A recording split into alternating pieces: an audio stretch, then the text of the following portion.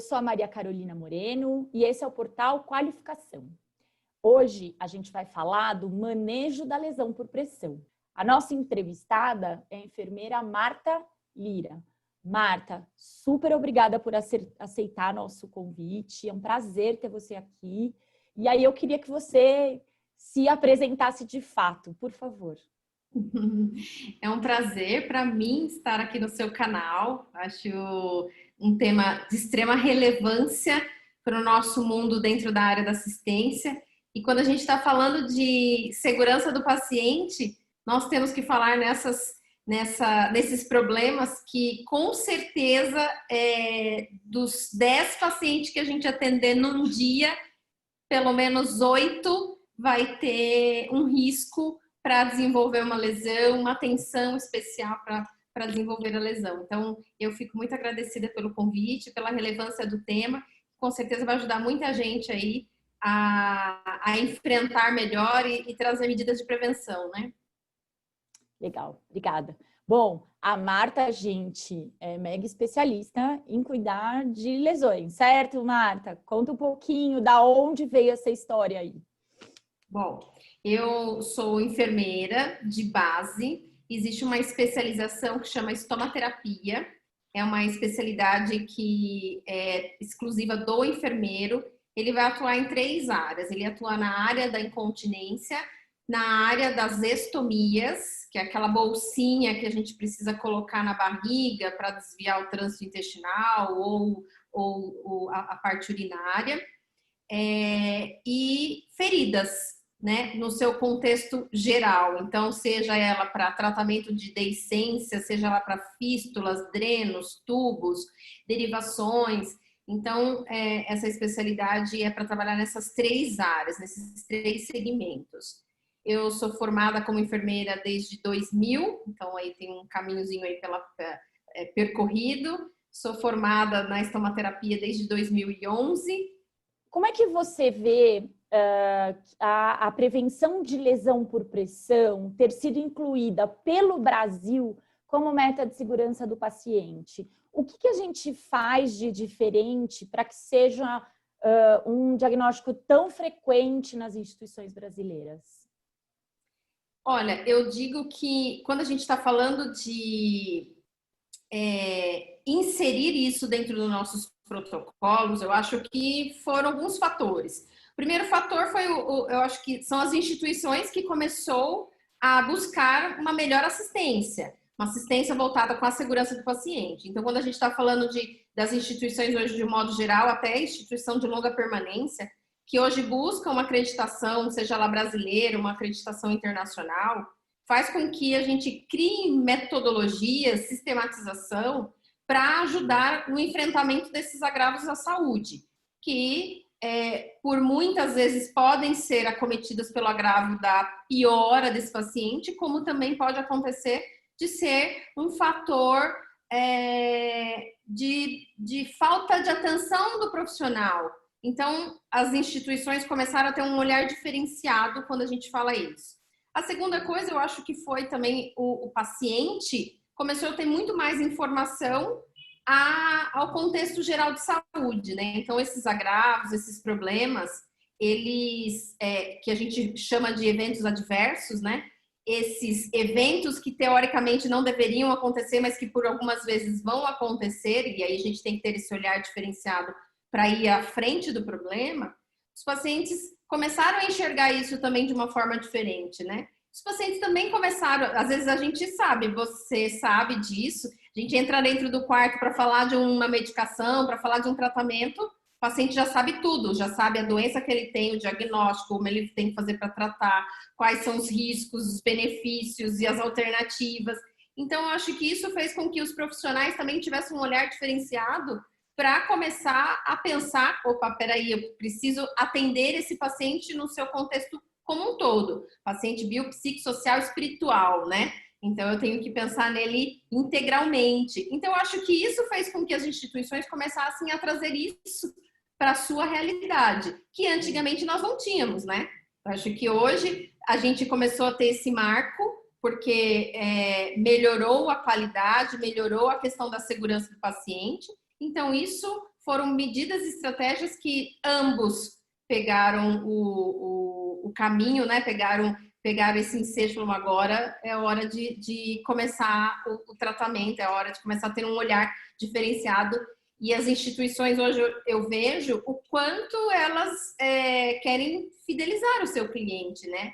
Então, se o paciente hoje ele tem uma opção de escolha, né? Se eu vou para cá, se eu vou para lá. E a instituição, ela pode mostrar para ele, eu te dou isso, né? Ou eu não te dou, né? Então, eu acho que isso fez com que a gente conseguisse a trazer melhor esses aspectos de segurança de paciente com relação às lesões por pressão. Legal. E como é que a gente faz o diagnóstico? Como é que deve ser feito o diagnóstico de lesão por pressão? Acho que é importante a gente falar o que é lesão por pressão, né? Eu acho que existe conceitos diferentes. Antigamente, na época dos nossos pais, dos nossos avós, as pessoas entendiam quando a gente falava desse tipo de lesão como escara, né? Então as pessoas, aquela escara, ok. E aí começou a úlcera por pressão, né? E aí, em 2016, alguns órgãos norte-americano e europeu, que é a NPUAP e EPUAP, fizeram um consenso de fazer uma mudança nessas nomenclaturas, que em 2016 isso aconteceu, essa mudança, exatamente para a gente conseguir abranger melhor as lesões de pele íntegras, que é uma lesão, mas tem pele íntegras, e as lesões que têm um agravamento na interrupção dessa pele, na interrupção dessa continuidade de pele. Então, de um modo geral, a lesão por pressão é toda aquela lesão exercida em cima de uma proeminência óssea ou numa mucosidade ou sobre alguns tecidos mole, que a permanência dessa lesão, dessa pressão, vai ocasionar um dano tecidual para este paciente. Então, hoje ela é chamada como lesão por pressão e não mais úlcera de pressão, úlcera por pressão ou escara. Escara ela vai ser denominada quando a gente olha aquele tecido mais enegrecido. Mas aí ela tem alguns estágios, que antigamente era grau e hoje ela é chamada como estágio. Então, ela vai se chamar estágio 1, quando a gente olha aquele paciente e tem aquele vermelhinho na pele. E aí a gente faz a mudança de decúbito desse paciente e ela não branqueia. Então, isso é uma lesão por pressão de estágio 1. É diferente daquela que quando a gente dorme, que a gente chegou cansado, né? E aí a gente deita naquela mesma posição e acorda naquela mesma posição, tá aquele vermelho no rosto, a gente vai escova os dentes, lava o rosto, melhorou aquele vermelho. E é diferente daquele vermelho que a gente encontra em alguma proeminência óssea, que ela já começa a ter uma coloração mais escura. Então, ela tem que ser um vermelhinho e que, mesmo com a mudança de decúbito, ela não vai clarear. Então, isso já é o estágio 1, apesar de ela estar intacta. Aí, a gente vai ter do estágio 2, que é uma perda dessa espessura parcial. Então, ela começa a acometer a derme, começa a fazer um rompimento dessa pele, então a gente vai ter o estágio 2. Aí a gente vai ter o estágio 3. O estágio 3 é a perda dessa espessura da pele, que a gente vai chamar de espessura total. Então, ela rompe toda essa pele, então a gente já vai estar no estágio 3. E o estágio 4 é quando a gente perdeu toda essa espessura e mais a porção tissular, que aí a gente começa a perceber outras tecidos subjacentes. Então, a gente vai ver tecido de gordura, a gente vai ver músculo, a gente vai ver osso, então a gente já vai ter um estágio 4. E aí a gente também tem a não classificável, que é a mesma coisa, ela rompeu, mas ela tem aquele tecido enegrecido, do qual eu não consigo estadiar, porque eu não sei o que tem por debaixo. Então, o estadiamento são as camadas, quanto mais profunda, maior vai ser esse estágio. Se eu não consigo estadiar, então eu não consigo dizer. Então, a gente sempre vai dizer que ela é uma lesão não classificável, porque eu não consigo dizer qual é o tecido que está acometido, qual é a região que está acometida. Aí a gente também tem a tissular profunda, que é muito semelhante com a do estágio 1, porque a do estágio 1 é aquele vermelhinho, bonitinho, e que não fica branco. A lesão tissular profunda, ela é naquela mesma proporção, só que ela começa a ficar mais enegrecida, mais marrom, acastanhada. Então, quando a gente começa a ver calcânio, quando a gente começa a ver trocânter, que é a região do quadril lateral, ou qualquer outra proeminência óssea, cotovelo, que a gente começa a perceber uma coloração mais diferenciada e mais escurecida, então a gente começa a ver que tem uma lesão tissular profunda. E que a gente também não sabe exatamente qual é o estágio em que ela está. E aí, com essa mudança da nomenclatura em 2016, eles acrescentaram mais 2 itens, que são os relacionados aos dispositivos médicos, que é traqueostomias, gastros. Então, tem lá um catéter central que uma prisilinha fica lá machucando, então começa a fazer lesão, ponto que começa a não retirar, porque fica um tempo maior, então começa a fazer lesão. E a gente tem das membranas de mucosa, então os pacientes entubados. Então, a gente começou a ter esses 2. O que é importante a gente aprender a diferenciar? Estágio 2, por exemplo, que a gente tem uma perda parcial dessa exposição da pele, da derme, é muito próximo a uma dermatite associada à incontinência. Então, é o que faz o profissional precisar ter um pouquinho mais de conhecimento de uma coisa e outra para saber se é uma lesão por pressão ou se é uma dermatite associada à incontinência. Então, isso é importante a gente pensar nestes assuntos, nessa classificação, porque aí a gente começa a ter um olhar diferenciado. Claro, a gente vai falar assim, bom, mas eu não sei se é estágio 1 ou estágio 2. Qualquer alteração de coloração da pele tem que ter um alerta. Tem que acender uma luzinha lá nas minhas condutas de assistência, porque tem alguma coisa diferente. E se o meu paciente tem fatores de riscos, aí mais ainda, né? A gente fala assim, né? É aquele semáforo, né? Verde, ok, não tem risco nenhum, tá perfeito, anda, caminha, faz tudo. Amarelo, opa, tem alguma coisa diferente aqui nessa pele. Vermelho, já tem uma lesão instalada. E às vezes a gente acha que é menor. Quais são as características mais importantes nos pacientes que acabam desenvolvendo a lesão por pressão? Quais tem um perfil de pacientes, ou tem um perfil de pacientes em que a lesão por pressão é muito rara, por exemplo, olha, se esse tipo de paciente desenvolver uma lesão, a gente está com um cuidado muito, muito frágil, muito desagregado. Como é que a gente consegue identificar esse tipo de perfil de paciente? Olha, paciente rígido, ou seja, paciente em bom estado de saúde, dificilmente ele vai desenvolver uma lesão por pressão. Paciente, quem são esses pacientes? Esses pacientes que estão lá no ambulatório, esses pacientes que têm um problema ou outro de saúde, mas que não estão internados. Tirando esses pacientes, e os pacientes de cor negra costumam ter uma elasticidade da pele, ter uma resistência melhor da pele, apesar da visualização desses estágios ser um pouco mais difícil, mas são presentes tão quanto na pele branca, na pele parda, amarela. Então, estes são pacientes que têm um risco um pouco menor de desenvolver, os pacientes rígidos, menos ainda. Os pacientes, os extremos de idade, então, bebezinho, idoso, magrelo, obeso. Então, esses extremos são pacientes de fator de risco. Então, a gente sempre fala, né? Que alguns fatores são extremamente importantes que a gente tem que avaliar. Estado nutricional desse paciente. Então, por quê? Porque o nosso corpo é reflexo daquilo que a gente come, né? Daquilo que eu durmo, daquilo que eu como é minha saúde mental. Então, isso tudo é um reflexo. Então, a parte nutricional é de extrema importância. A idade avançada, os extremos de idade, é outro fator de risco. Mobilidade. Então, todo paciente com mobilidade reduzida são fatores de risco para um paciente desenvolver lesão por pressão. Então, requer a minha atenção especial dentro desses fatores. Déficit sensitivo, né? Então, às vezes a gente pega um paciente paraplégico, um paciente com lesões neurológicas, então tem um déficit sensitivo, ou um paciente que teve um AVC, que teve uma plegia de um lado, que não movimenta aquele braço.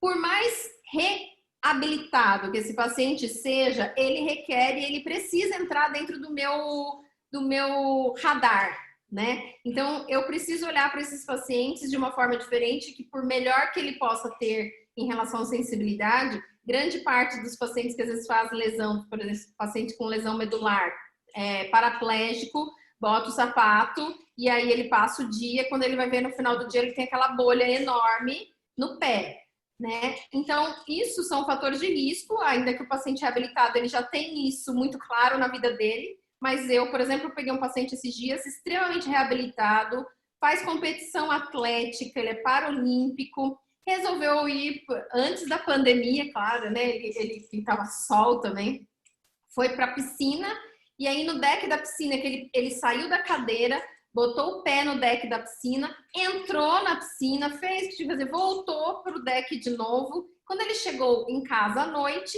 ele viu uma bolha enorme no calcanhar dele. Ele, nossa, o que é isso? Dia seguinte, rompeu aquela bolha, fez uma lesão maior ainda.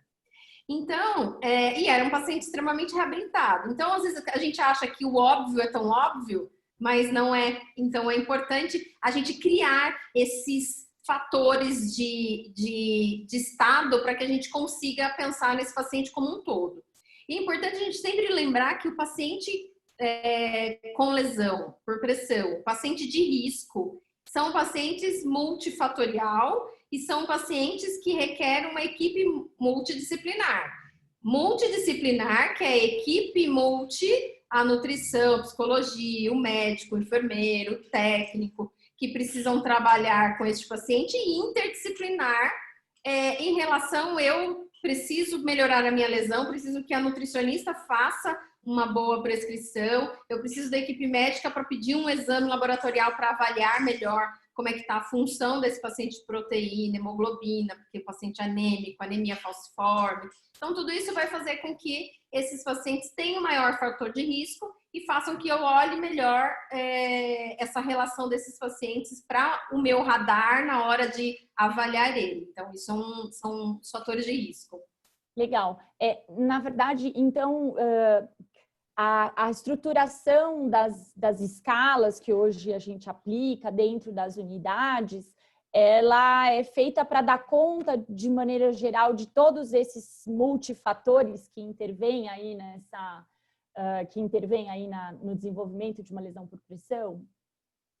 A gente tem hoje validada em 1999 por Paranhos. Ela validou para o Brasil, para a língua portuguesa, a escala de Braden. Então, a gente tem a escala de Braden-Q, que é para crianças de 1 a 5 anos de idade, e a escala de Braden, que é acima dessa idade e é o que a gente mais utiliza, né?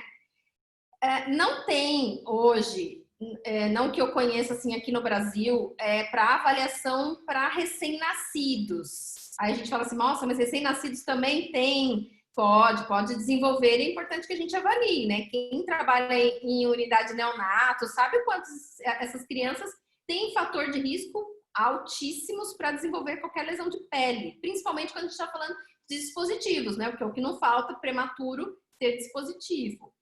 Então, a gente tem as escalas. Então, a escala de Braden. Então, a escala de Braden, ela vai avaliar desde do fator de risco, de alto risco, de um risco muito elevado, ao risco leve ou sem risco. Então, geralmente, acima de 19, aí tem um score, né? Que a gente, dentro dessa escala, então, quem quiser se aprofundar melhor, procura a escala de Braden, vai encontrar os score, então ela vai avaliar percepção sensorial, ela vai avaliar umidade, ela vai avaliar atividade física, ela vai avaliar a parte nutricional, ela vai olhar fricção e cisalhamento, porque isso é importante e de grande fator de risco para o desenvolvimento, porque às vezes o paciente fica naquela poltrona e aí toda hora ele vai lá e escorrega, aí ele vai lá e levanta de novo, aí ele vai lá e escorrega.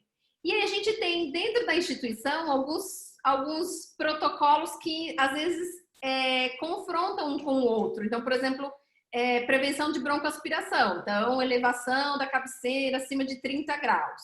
Mas para o desenvolvimento de lesão por pressão, acima de 30 graus também é um fator de risco, exatamente. Então a gente fala, bom, eu vou melhorar a lesão por pressão, vou diminuir o decúbito, mas em contrapartida o paciente é um paciente acamado multifatorial com risco de broncoaspiração. E aí, o que eu faço? Né? Então, tem que ter aquele meio termo. Então, eu posso manter a 30 graus, mas eu tenho que avaliar. Então, a escala de Braden, ela vai avaliar fricção e cisalhamento, que é o fator de risco. Se esse paciente tem risco, é importante a gente avaliar o risco e o quanto ele tem de fator para que eu consiga implementar medidas para esse paciente, né? A ideia é que a gente implemente medidas preventivas para o paciente. Então, quanto a NPOP, ela sempre fala, a Fiocruz também, acho que em 2013, Fiocruz, Anvisa, fizeram alguns documentos falando sobre algumas medidas de prevenção de acordo com esse grau. Então, um risco alto, quais são as medidas? Um risco moderado, quais são as medidas? É um risco leve, quais são as medidas? Então, é importante que a gente tenha isso como uma receitinha de bolo mesmo, porque isso a gente vai conseguir de forma individualizada, porque cada paciente tem o seu risco, tem a sua demanda, tem a sua necessidade, e às vezes a gente não consegue botar o paciente dentro de uma unidade de terapia intensiva, às vezes a gente não consegue colocar o paciente em decúbito elevado. A gente teve muito isso agora na época do Covid, né? Porque pacientes em prona, né? Então fez muita lesão por pressão por conta da posição que tinha que ficar, e qualquer mudança de decúbito faz alteração do sistema neurológico, né? Então a gente tem que avaliar o paciente como um todo, mas é importante ter essas medidas preventivas de acordo com a escala de Braden. Então ela vai ser uma escala preditora. E já estabelecida um pouco dentro da realidade daquela organização, né, Marta? Porque, por exemplo, tem organizações que conseguem colchão pneumático, um monte de coisas, o que não quer dizer que organizações que não têm tantas condições não podem adotar algumas ações recomendadas de prevenção, né? Uma coisa importante que eu acho que é um diferencial da lesão por pressão com a maioria dos eventos adversos é que quando a gente tem um evento adverso, por exemplo, um erro de identificação, um erro de medicação, a gente tem que tratar de mitigar aquele erro. Então, adotar uma série de ações para que o dano causado seja menor. Na lesão por pressão, em especial, a gente precisa intensificar as ações de prevenção, além de entrar com ações de intervenção para tratamento correto daquela úlcera, né? Eu acho que é interessante porque são coisas que não são dissociadas, né? Você tem que continuar, na verdade, até intensificar o seu trabalho, olhar para ele o que não foi efetivo para que aquele paciente desenvolvesse a lesão, ou ele tem tantas características que acabam levando a esse desenvolvimento que mesmo todas as suas ações não foram possíveis, suficientes, né, para que ele não tivesse lesão, mas você tem que intensificar isso, além de adotar uma série de tratamentos. Como é que a gente trata a lesão por pressão, Marta? Eu, pegando um pouquinho o gancho que você falou em relação a essas medidas de prevenção e tudo mais, e que às vezes tem instituição que não tem, de fato, tem instituição que não tem. Eu sempre falo que fazer prevenção, ele é mais barato, é mais fácil do que fazer o tratamento. Se a gente puder conscientizar todo mundo que o tempo que eu vou gastar para fazer uma mudança de decúbito, que teoricamente a gente tem aí uma média já estipulada de mais ou menos 2 horas para a mudança de decúbito, que é o tempo que o nosso corpo consegue resistir ao tempo prolongado em cima daquela superfície, isso é um tempo muito menor que eu vou gastar do que eu ter que fazer curativo nesse paciente, e às vezes eu tenho que fazer todas as vezes que ele vai evacuar, todas as vezes que ele vai urinar, enfim, uma série de coisas. Então, acho que assim, as medidas preventivas, elas são muito simples, são fáceis de fazer, e é importante que a gente consiga adotar isso como um indicador de qualidade da gente, né? Porque isso é um indicador de qualidade assistencial que se eu tenho dentro da minha instituição medidas básicas, eu sempre falo, as pessoas falam assim, qual é o melhor curativo? Bom, melhor curativo, existem esse e esses, porém, todo curativo pode ser o melhor, desde que seja bem indicado. Se a gente não faz uma boa indicação, qualquer coisa vai ser ruim, a gente queima o produto. Se a gente consegue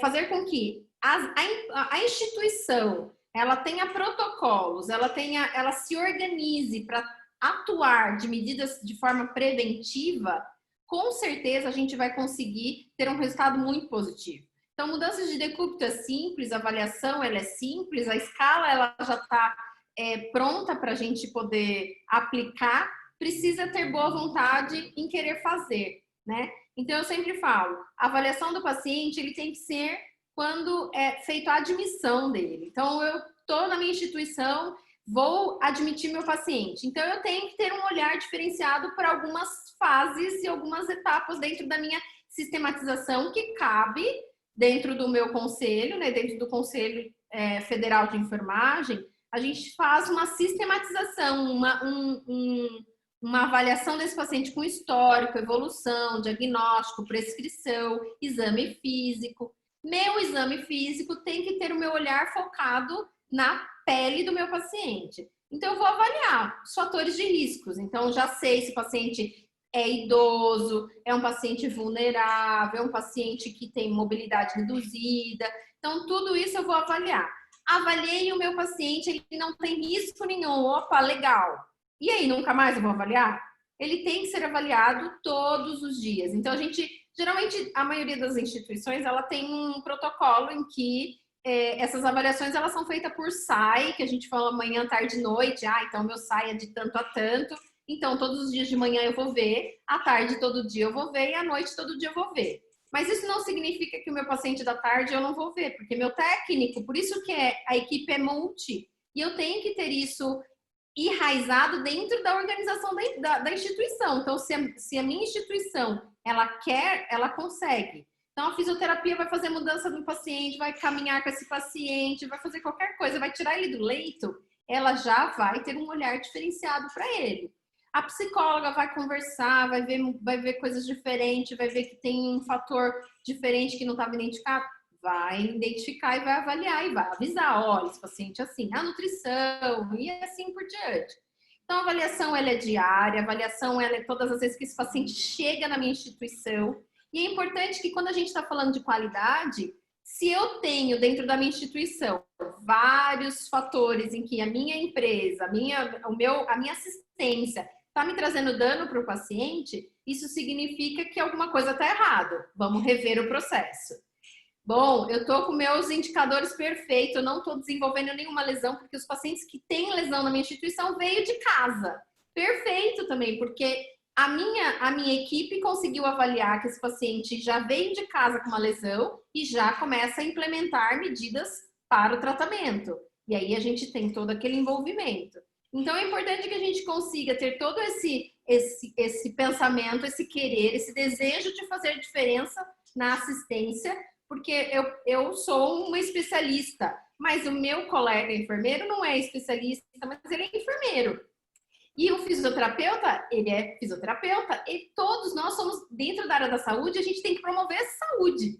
Então, se a gente começar a ter um olhar diferenciado para o meu paciente e acionar a luzinha amarela quando eu começar a sentir que eu tenho um problema na minha frente, e se eu não sei, eu preciso buscar informação, é daí que a gente começa a buscar. Hoje a gente tem uma incidência e prevalência dentro do Brasil de estudos muito pequeno. A gente não tem muitos estudos, mas a gente tem alguns de grande relevância dentro do HC, dentro da Unifesp, com cerca de 35% de incidência desses pacientes. Então, é um número alto para os nossos pacientes. Então, é importante que a gente comece a ter um olhar diferenciado para isso, né? Isso é de todos, faz parte de cada um fazer a sua parte. É muito legal, né? Se a gente for pensar que os Estados Unidos têm 7% de incidência de lesões por pressão, que o NHS está lá em 5% e tal. Tem uma coisa que a gente conversou e que eu acho bem legal retomar, que você disse que existem alguns diagnósticos diferenciais, principalmente com incontinência urinária, né? Eu acho que o paciente que já é acamado, né? Aquele paciente demenciado, é um paciente que vai permanecer acamado, né? Que aquilo não é temporário. Ele é, acho que o nosso maior desafio na assistência, porque ele vai e volta, né? Ele vai com aquela lesão super melhorada, praticamente fechada, e volta para a gente com uma lesão 3, 4, né, precisando debridar, necrótica, muitas vezes infectada, né, a incontinência urinária complica essa assistência que a gente tem, né? Como é que você enxerga esse paciente com incontinência urinária e qual é o olhar diferente que a gente tem que ter para ele, né? Como é que a gente tem que ter alguma preocupação a mais? A gente tem que pensar em outros diagnósticos? Acho que você chegou a mencionar isso aí um pouquinho antes na nossa entrevista. A incontinência, tanto que a incontinência ela está dentro dos fatores de avaliação da escala de Braden, porque é um fator importante. Estudos mostram que 60% desses pacientes com incontinência aumenta a chance de desenvolver lesão por pressão. Então, assim, 60% é mais que a metade. Então, se eu tenho um paciente com incontinência, eu já tenho que pensar que esse paciente potencialmente é muito maior a desenvolver lesão por pressão do que o paciente que não tem incontinência. A minha maior preocupação, minha maior angústia como enfermeira e como profissional que trabalhei dentro da unidade de internação, de pacientes crônicos, de pacientes que vêm de outras instituições, que são de casa de repouso e tudo mais, é ver o profissional auxiliar, técnico, o enfermeiro, seja quem for, o paciente internou, é acamado, eles vêm com um kit básico, né? Que é a pomadinha de assadura, um olhinho AGE, a fralda e bota o paciente ali na cama e pronto, é ali que ele vai ficar. Às vezes o paciente nem faz xixi na fralda, ele é um paciente idoso, é um paciente de risco, mas ele consegue ter vontade e ele vai para o banheiro fazer xixi com a mobilidade reduzida dele, com auxílio e tudo mais, mas na casinha dele ele vai lá. Só que quando ele interna, as pessoas elas colocam nele a condição de que faz xixi na fralda, faz cocô na fralda. Então, isso tudo faz com que o paciente não era incontinente, passou a ser incontinente. Todas as vezes que eu tenho... A urina, ela é composta de amônia. As fezes, ela é ácida quando a gente está falando na saída dela. Na pele, ela fica alcalina. Então, essa alcalinidade da pele com o meu manto protetor, que a nossa pele ele é mais acidificada. Então, quando eu estou mudando esse pH para alcalino, com a presença de fezes e de urina, eu estou destruindo o manto protetor da pele e eu estou fazendo com que essa pele comece a abrir fissuras e aí ela vai ter a interrupção da derme, por isso que a gente fala lá do estágio 2, que as pessoas confundem lesão por pressão com a dermatite, e aí esses pacientes começam a fazer assaduras, aquelas coisas horrorosas, e começam a tratar ou com uma lesão por pressão, só que o fator de risco, que é a incontinência, ninguém está cuidando. Então, a gente sempre fala, é importante que a gente tenha um bom manejo dessa umidade. A umidade, quando a gente está falando, é de xixi e de cocô. Incontinência anal, incontinência urinária. Então, na medida do possível, eu tenho que usar sabonetes que são mais ácidos. Então, o pH mais ácido. Então, geralmente, os sabonetes mais neutros ou os sabonetes mais próprios para bebê, não vou entrar em marcas, mas eles são importantes para que a gente possa utilizar na pele. Tem limpadores de peles hoje de empresas que trabalham com isso, que ajudam a manter esse manto, ajudam a manter esse pH e não deixam que a pele se rompa. Na medida do possível, levar esse paciente até o banheiro, pôr uma comadre. Se eu tiver que usar qualquer dispositivo, como fralda, por exemplo, pelo amor de Deus, não usem 3 fraldas para colocar lá naquele paciente, porque a umidade porque a temperatura que vai aumentar naquela região vai macerar toda aquela pele e vai fazer lesão. Então, se o paciente não tinha, ele vai ter. E aí, às vezes, ele vai ter lesão por pressão, não é só pela umidade, ele vai ter pela umidade, pelo cisalhamento, pelo aquele calor que tá ali dentro todo cheio de fralda, porque às vezes as pessoas preferem, mas eu vou botar 3 fraldas, porque se ele fizer uma, vaza na outra, e assim vai indo, né? Então eu vejo 3 fraldas, 2 fraldas, um forro, aqueles forros geriátricos, que as pessoas colocam.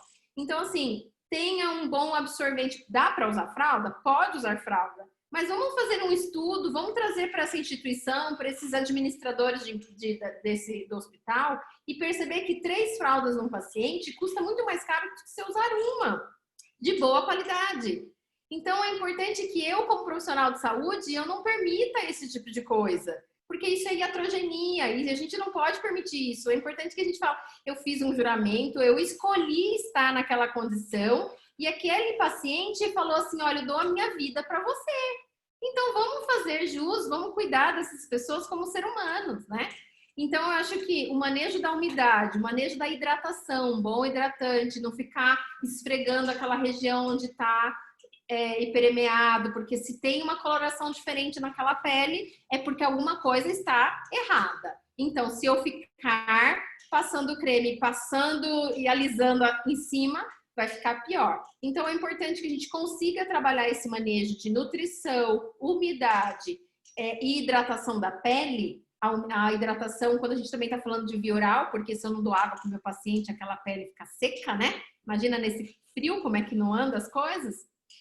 Então, é importante que a gente trabalhe com isso para que não aumente o índice de lesão por pressão vinda proveniente dessa umidade, dessa incontinência. Legal, né, Marta? Porque, na verdade, o que você está mostrando são todas ações muito combinadas para a gente manter a qualidade, né, um mínimo de qualidade de vida que esse paciente já tinha na medida do possível, né? E aí é interessante porque uma das justificativas para deixar o paciente deitado é prevenção à queda. Só que ninguém pensa que o paciente está ali incomodado, né? Ele está acostumado a defecar na privada, fazer xixi na privada, e ele está ali tendo que se manter daquela forma. Então, ele vai agitar para querer levantar e poder fazer suas necessidades no lugar que ele está acostumado. Então, é bem interessante o que você está colocando.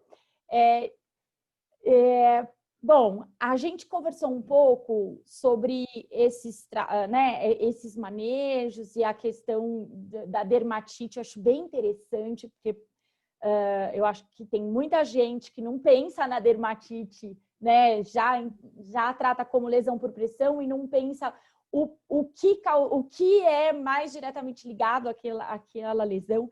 Eu acho que é bem legal o que você colocou. Eu tenho uma dúvida. Por exemplo, a gente coloca paciente a 30 graus da cabeceira para prever broncoaspiração, como você colocou, por algumas questões de prevenção de pneumonia por ventilação mecânica.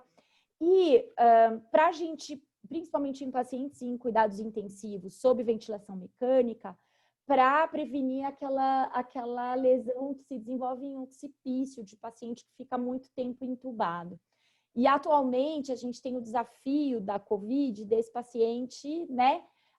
Quando ele não está pronado, ele está completamente bloqueado, né? Neurobloqueado. Como é que você recomenda essa lesão por pressão do occipício? Existe algum manejo diferente? Ou não? Você considera é o mesmo manejo, é a mesma estrutura, e se a gente deixar 30 graus, ok? Então, o que é importante? A gente vê risco-benefício, né? Então, não adianta eu falar assim, eu vou cuidar da lesão por pressão e o paciente tem um outro risco que é muito mais eminente à saúde dele e ao risco de vida dele, né? Então, eu tenho que avaliar o risco-benefício para tudo isso. Penso no meu paciente, que eu admiti esse paciente, então eu tenho que ir na frente do meu problema. Então, usar medidas de prevenção. Então, hoje a gente tem filme transparente que eu vou colocar, eu tenho espumas de silicone que eu vou colocar, que vai ajudar no meu cisalhamento.